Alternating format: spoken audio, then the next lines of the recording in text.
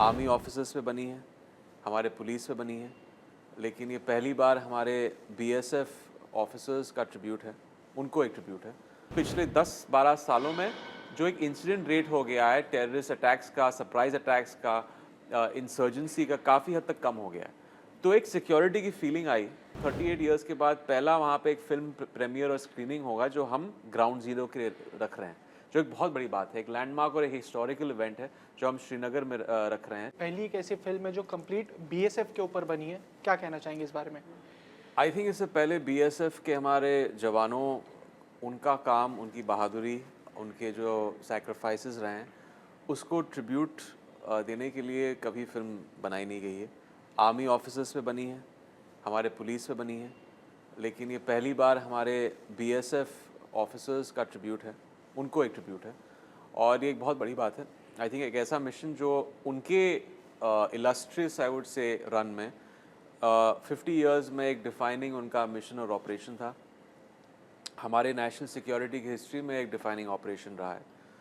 तो एक बहुत बड़ी बात है और एक बहुत ही एक्स्ट्रॉर्डनरी कहानी है जो आई फील हमारे सारे सिटीजन्स इनको इस कहानी को देखना चाहिए और इन्फॉर्मेशन के तौर पे और एक एंटरटेनमेंट के तौर पे भी। तो जब भी हम आर्मी की बात करें, बीएसएफ की बात करें, तो कंधों पे एक बहुत बड़ी जिम्मेदारी आती है। जब भी हम यूनिफॉर्म की बात करते हैं, तो क्या आपको आपके कंधों पे इतनी बड़ी जिम्मेदारी लगी कि आप किसी को, एक आर्मी ऑफिसर को रिप्रेजेंट कर रहे हैं स्क्रीन के ऊपर? वेल ऑफ कोर्स एक बहुत बड़ी रिस्पॉन्सिबिलिटी है क्योंकि आप एक तो एक ट्रू इवेंट को आप स्क्रीन पे दर्शा रहे हैं ऑडियंस के सामने। एक ऐसा मीडियम है सिनेमा का कि वो एक बार बात बन जाती है, फिल्म शूट हो जाती है, तो फॉर पोस्टेरिटी रहती है, वो आर्काइव्स में हमेशा रह जाती है। तो वो इम्पैक्ट क्रिएट करने के लिए उसमें बहुत काम लगता है। वो रिस्पॉन्सिबिलिटी को मद्देनज़र रखते हुए आपको एक्यूरेसी की तरह उस कहानी को पेश करना है ऑडियंस के सामने। एक ऐसी फ़िल्म है जो बीएसएफ की दुनिया, उनके जवानों, उनके ऑफ़िसर्स को रिप्रेज़ेंट करती है, तो उसका एक केयर और सेंसिटिविटी का होना बहुत ज़रूरी है।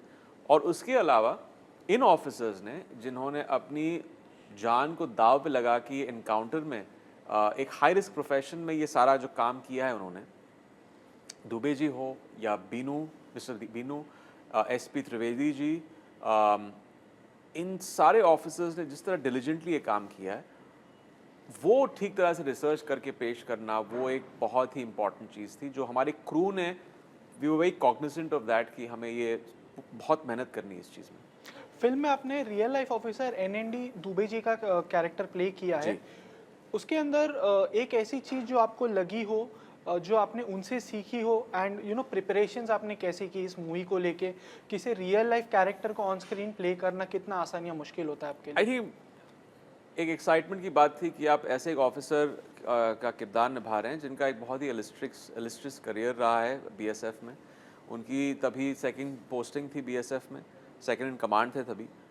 और एक चीज़ जो मुझे लगा कि मुझे इस चीज़ में निचोड़ कर इस कैरेक्टर में अपने परफॉर्मेंस में लेके आना है, वो मेरे पहले दिन की जो मीटिंग थी मिस्टर दुबे के साथ, उनका एक जो ह्यूमिलिटी है, जो एक हम्बलनेस है, और ये बहुत सारे जवानों में देखा है मैंने, क्योंकि हमारे पॉइंट ऑफ व्यू से ये इतना बड़ा बलिदान दे रहे हैं, इतनी मेहनत करते हैं। मैंने देखा राजस्थान में जब गया था तो वहाँ के गार्ड्स 45 डिग्रीज़ के गर्मी में वहाँ पे बॉर्डर पे तैनात रहते हैं। 11-11 महीने उनकी ड्यूटी चलती है, वो अपने फैमिली से नहीं मिलते हैं, आइसोलेटेड जगह में रहते हैं, उनका कम्युनिकेशन कट हो जाता है उनके फैमिली से, दोस्तों से। बहुत बड़ी बात है जो करते हैं और इसको हमें कहीं एक्नॉलेज करना चाहिए। तो वो चीज़ है, और मिस्टर दुबे की जो ह्यूमिलिटी, उस चीज़ को डिस्टिल करके इस परफॉर्मेंस में लेके आना, क्योंकि उन्होंने मुझसे कहा कि ये तो हमारी ड्यूटी है सिर्फ, ये एनकाउंटर जब हमने किया था, ये तो हम, it was just another day of the job, क्योंकि हम अपने देश से प्यार करते हैं, अपने देश के नागरिकों से प्यार करते हैं।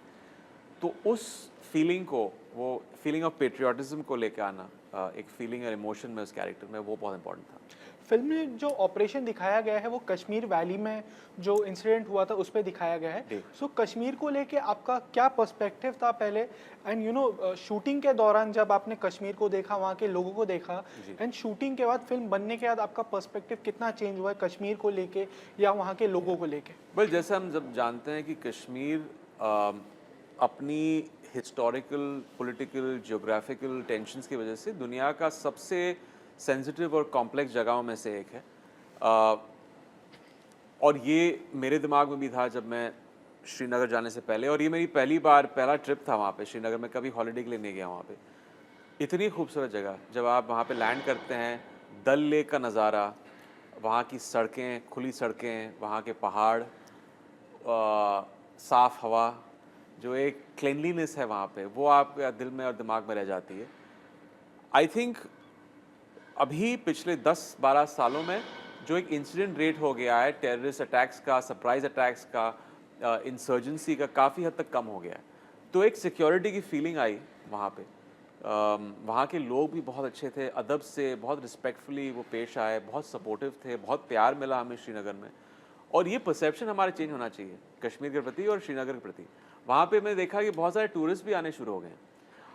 हालाँकि हम 18 तारीख को इस महीने के 38 इयर्स के बाद पहला वहाँ पे एक फ़िल्म प्रीमियर और स्क्रीनिंग होगा, जो हम ग्राउंड ज़ीरो के लिए रख रहे हैं, जो एक बहुत बड़ी बात है, एक लैंडमार्क और एक हिस्टोरिकल इवेंट है, जो हम श्रीनगर में रख रहे हैं 18th को, 3 दिन बाद। और ऐसी इवेंट्स और फ़िल्मों को करनी चाहिए श्रीनगर में। सिर्फ टूरिज़्म के हिसाब से नहीं, एक वहाँ पे एक नॉर्मलसी लेके आने के लिए, क्योंकि ताकि वहाँ के लोगों को भी ये लगे कि अच्छा, ये एक बॉलीवुड आ रहा है वहाँ पे, अपनी फ़िल्मों को शोकेस ये लोग कर रहे हैं। तो आई थिंक वही है, और लोगों को इस चीज़ में पार्टिसिपेट करना चाहिए, और लोगों को जाके वहाँ शूटिंग करनी चाहिए, क्योंकि मैं खुद कह रहा हूँ कि वहाँ पे एक सिक्योरिटी कंसर्न हमारा था ही नहीं। क्या कोई ऐसी बकेट लिस्ट में आपके ऐसे कोई कैरेक्टर्स है जो आप ऑन स्क्रीन प्ले करना चाहते हो, जो अब तक आपको मौका नहीं मिला हो? वेल, इसके बारे में सोचा नहीं मैंने, लेकिन आई थिंक जॉनर्स के तौर पे मुझे एक साइंस फिक्शन फ़िल्म करनी है, जो ज़्यादातर हमारे देश में बनती नहीं है। तो थैंकफुली अब जो माहौल बदल रहा है और लोग नए-नए एक्सपेरिमेंट्स करना चाहते हैं। ज़्यादा सिनेमा में अब आजकल एक्सपेरिमेंट्स नहीं हो रहे हैं, बट ओटीटी में हो रहे हैं। बट उम्मीद करता हूँ कि सिनेमैटिकली थिएट्रिकल रिलीज़ेज़ के लिए भी एक हम लोग अलग जॉनर्स को एक्सप्लोर करें।